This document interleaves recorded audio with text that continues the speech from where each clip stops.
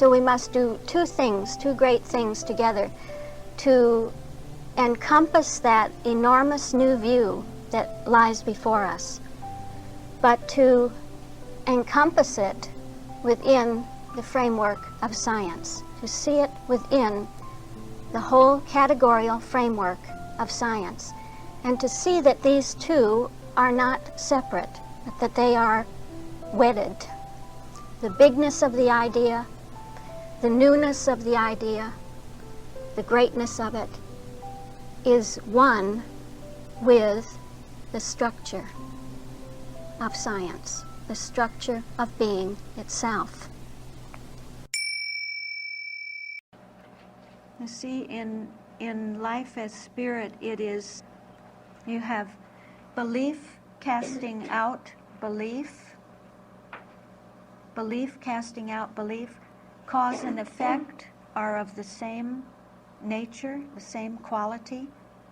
And contrasted to that, she says, understanding multiplies understanding. Understanding causes understanding, affects understanding. As soul, then, the inner attitude determines the outward effect. So the inner attitude is the cause, and that determines the effect, what is outward. Prayer to a corporeal God affects the sick like a drug. Like a drug. What do you do with a drug? Drug is something that you bring in from outside. A drug you bring in from outside to try to heal the system. But in the autopoietic system, that system always falls back on itself as what it already is and what it already has within itself. It falls back on its own self-organization to heal itself. Prayer to a corporeal God affects the sick like a drug, which has no efficacy of its own. See, no efficacy of its own, but the autopoietic system, life has its own efficacy. But the drug has no efficacy of its own, but borrows. It has to borrow its power. It again goes outside to find its efficacy and power. Borrows it from human faith and belief. The drug does nothing because it has no intelligence. It is a mortal belief, not divine principle or love. Beautiful reminder referring us back to that divine self-organizing principle from which the whole system comes, the whole self-organized state of the system comes, and versus a mortal belief which causes a drug to be apparently either poisonous or sanative. So a mortal belief, she shows, is causing something. Even here, what does it cause? It causes the drug to be either poisonous or it causes the drug to be sanative. And if you know the way that belief changes, then you know that one day you are watching the news, they say, well, such and so drug has been discovered to be the total answer to such and so problem. And it may just be a day or two later and they come on and they say, that drug is deadly. And and they interview people, they have people who would, stake their lives on the sanative quality of it. And they have others who have been poisoned by the same thing, who have undergone severe circumstances because of it. What is that? That's the law of cause and effect of belief. A belief causing the effect that is come out. So the drug itself has no identity. It's the inner attitude that determines the outward effect. Whatever your belief is, that determines and causes the effect of that belief. So she wants to tell us that the nature of prayer determines the effect of prayer. That even a belief in God brings its own effects, brings the effects of a belief. But that's just like a drug. To believe in God is just like taking a drug.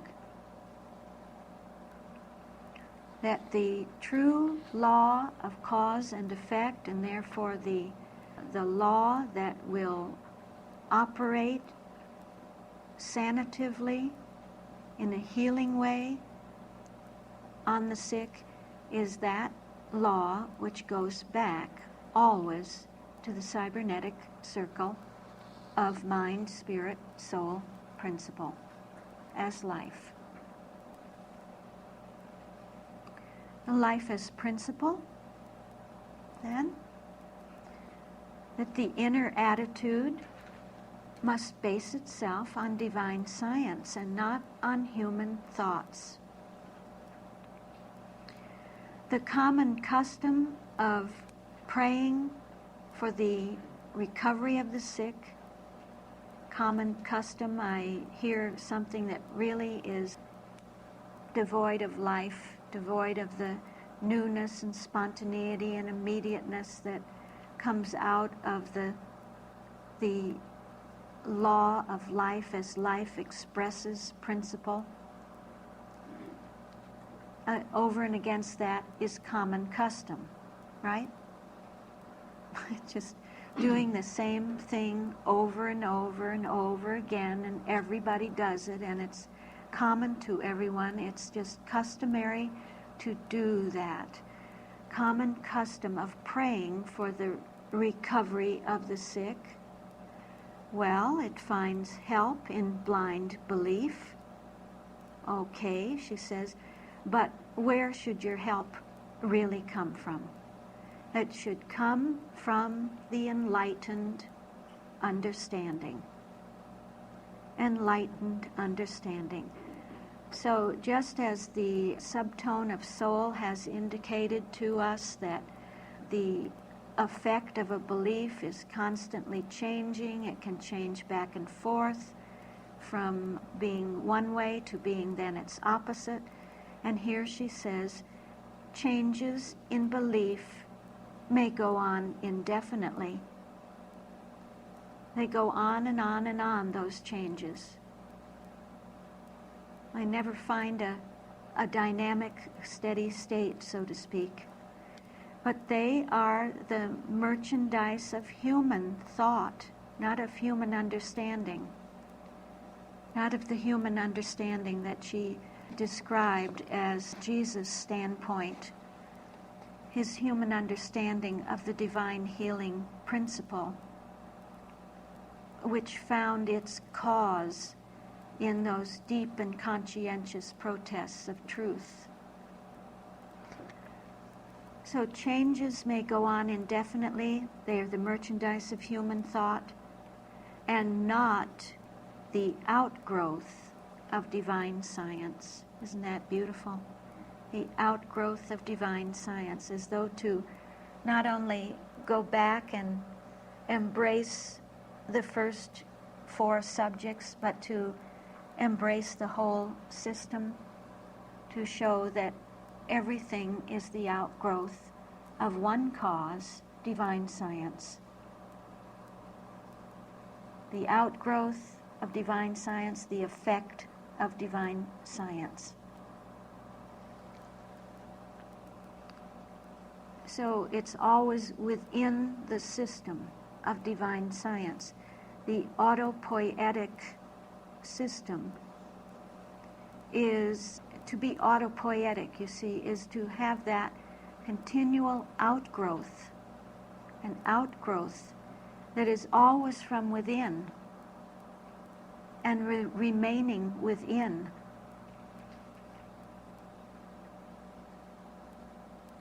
So your help should come from divine science. Everything grows out of divine science, from science, through science, as science, and for science. This is the only outgrowth there can be. And this is life. This is the scientific law of cause and effect. Life is life. In science, all may avail themselves of God as a present help. A present help. Feel the sense of life, a present help, the subtone of life. Does deity interpose in behalf of one worshiper and not help another who offers the same measure of prayer? And we see the marginal heading is that love is impartial and universal. It's love that stands behind life. Love alone is life. If the sick recover because they pray or are prayed for, and I see another indication of cause and effect. Because, whenever you have because, you have a cause that is causing something, causing the effect. If the sick recover because they pray or are prayed for audibly, then only petitioners per se, or by proxy, if you can get somebody else to do that for you, it's all the better. Isn't it? Huh? They should get well. If the cause, you see the law of cause and effect, is that all you need to do is to pray or to have someone pray for you, and then you will get well. And only those that do pray or are prayed for get well. But she says, in divine science, where prayers are mental, all may avail themselves of God as a very present help in trouble.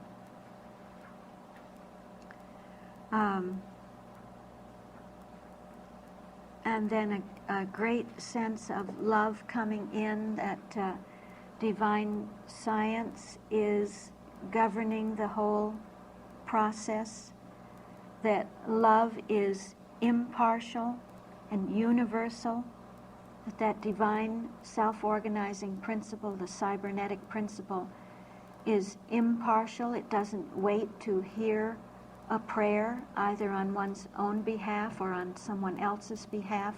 It's an ever-operative principle. Love is that ever-operative principle, which is an ever-present help, always present. Impartial, universal in its adaptation and bestowals.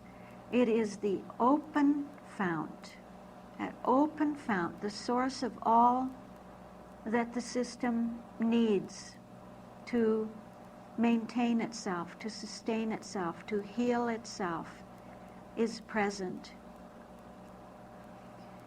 The open fount which cries, Ho, every one that thirsteth, come ye to the waters.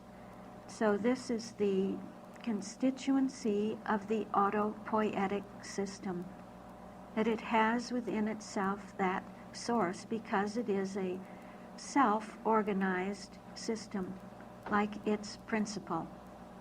So it is, you see, of the same form as divine science, of the same form as absolute Christian science, and so its help is ever present. It is its own help.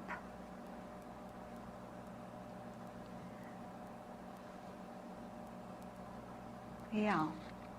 Okay.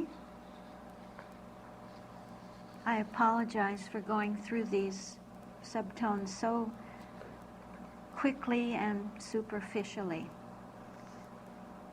Life as truth. Thereby, we must strive for the accomplishment of all we ask. That striving now is as we will see, a laboring, the laboring of truth. Prayer is a laboring for what we ask, and we'll see what that laboring is. In public prayer, we often go beyond our convictions, beyond the honest standpoint of fervent desire. This is the overshoot. You remember overshooting?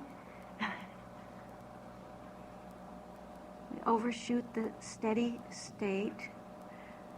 If we are not, and now we get an indication coming in of what the next main tone is going to be. We'll get an indication of the truth tone that is coming in. If we are not secretly yearning and openly striving for the accomplishment of all we ask, our prayers are vain repetitions, such as the heathen use.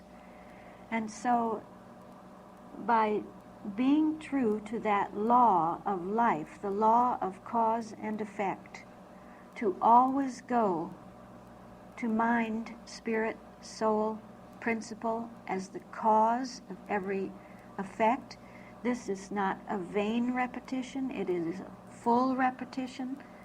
It is the nature of the living system, of the autopoietic system, which is developing that system into its organizational closedness and its energetic openness. And we see an indication here of those two things, really an indication of what we will see in the main tone of truth and in the main tone of love.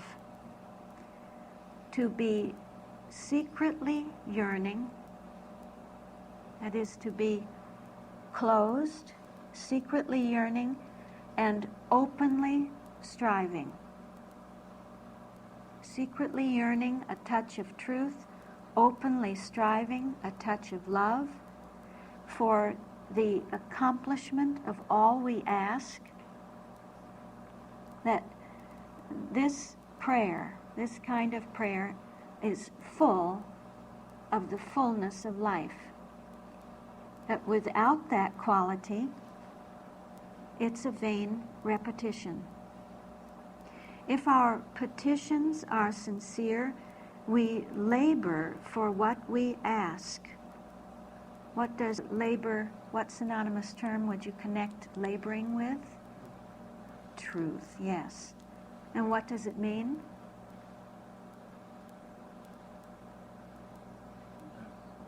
Go back to the other one. Yeah, okay. So to labor, 6 days shalt thou labor and do all thy work. So labor is to work, takes us again to the calculus, to the consciousness, being consciously conscious of the calculus, being consciously conscious of mind, spirit, soul, principle. These are sincere petitions wherein we labor for what we ask. And our Father, life, who seeth in secret, will reward us openly. So we get the reflecting back of the closedness and the openness, that the Father seeth in secret your secret yearning, and will reward openly your secret yearning and your open striving. So this interplay between that which is rightly closed and that which is rightly open begins to come into the text, is introduced into the text, and will be taken up in its fuller measure through the main tones of truth and love.